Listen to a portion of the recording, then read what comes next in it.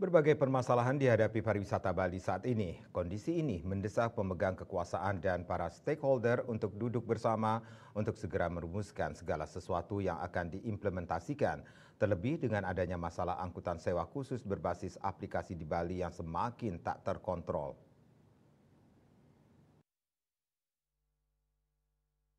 Banyak kalangan menilai bahwa peraturan daerah Perda nomor 5 tahun 2020 tentang standar kepariwisataan budaya Bali tidak mampu menata kelola kepariwisataan Bali dengan baik. Salah satu masalah yang mencolok terlihat adalah mengenai angkutan sewa khusus berbasis aplikasi yang semakin tak terkontrol.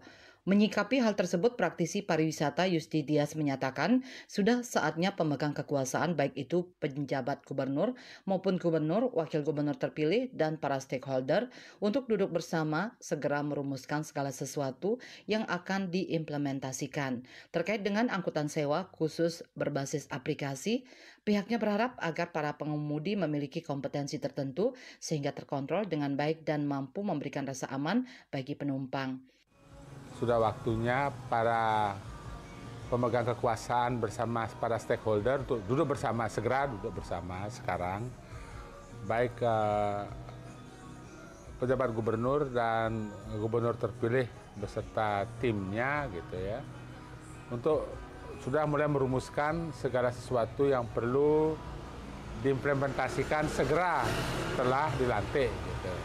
Kalau sekarang mungkin masih ragu-ragu. Untuk sementara di jangka waktu yang pendek ini mungkin perlu karena kita buat aja satu rujukan kegiatan yang perlu segera kita ambil untuk menanggulangi masalah ini. Untuk pengemudi online ini dia harus mempunyai kompetensi tertentu. Misalnya karena dia akan membawa nyawa orang, dia cukup cakap dalam mengemudikan.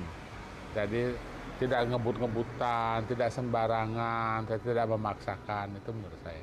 Berkaitan dengan desakan kepada para angkutan sewa khusus harus ber-KTP Bali, pihaknya lebih sepakat bahwa semua kendaraan angkutan harus menggunakan plat Bali.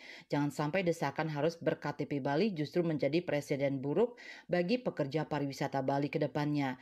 Jika hal ini terjadi, maka dikhawatirkan akan berbenturan dengan peraturan undang-undang di atasnya dan hak asasi manusia. Andika, Bali TV.